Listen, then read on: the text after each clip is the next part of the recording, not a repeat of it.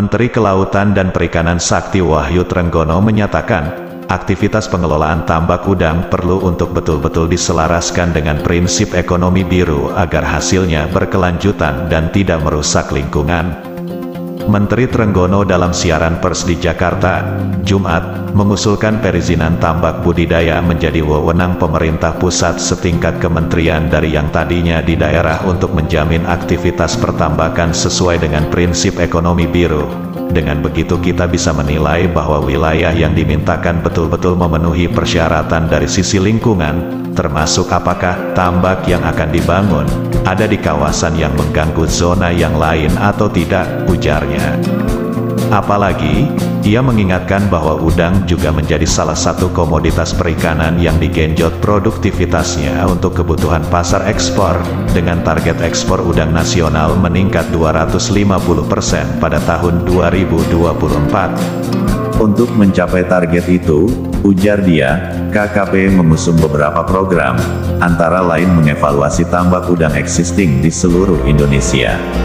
Diketahui luasan tambak udang di Indonesia mencapai 562.000 hektare.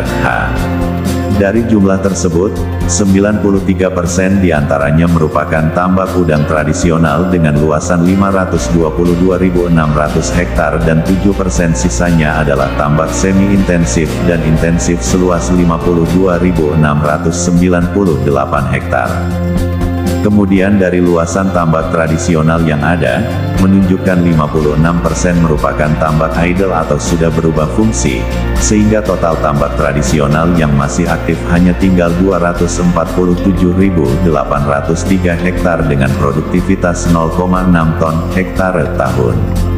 Angka tersebut jauh di bawah hasil panen tambak semi-intensif atau intensif yang diperkirakan bisa mencapai 10-30 ton hektare tahun.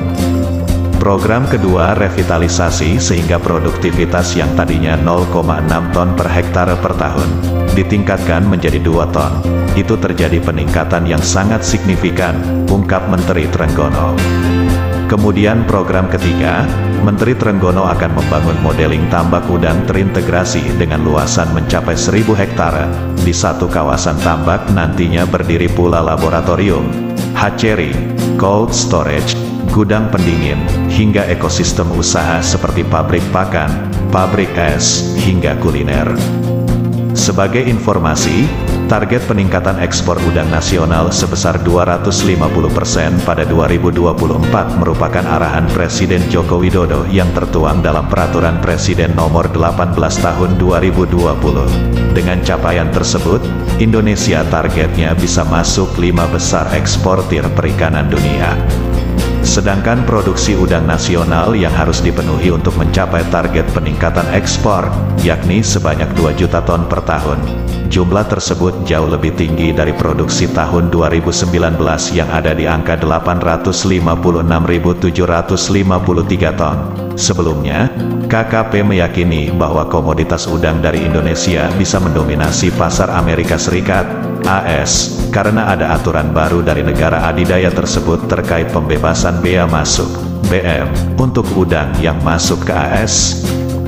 Pangsa pasar produk udang di AS yang besar dengan tren positif tersebut, Indonesia pun memiliki daya saing terkait produk dimaksud, kata Direktur Jenderal Penguatan Daya Saing Produk Kelautan dan Perikanan, PDSPKP, KKP Artati Widiarti. Sebagai gambaran, berdasarkan data National Oceanic and Atmospheric Administration, NOAA, Fisheries, pada bulan April tahun 2021, nilai impor udang AS mencapai 514,2 juta dolar AS atau meningkat sebesar 17% dibanding April tahun 2020. Dari sisi volume, impor udang AS pada April tahun 2021 sebesar 61,1 ribu ton atau meningkat sebesar 18,2% dibanding bulan yang sama tahun sebelumnya. Sementara udang yang berasal dari Indonesia sejak Januari-April tahun 2021 sebesar 503,8 juta dolar, 24,1%, dengan volume 58,0 ribu ton, 23,5%. Demikian informasi yang kami dapat dari media online terkait tambak. Semoga tambak yang ada di wilayah Nusantara ini semakin berkembang dan dapat bersaing dengan tambak-tambak wilayah lain. Terima kasih. Salam Nusantara.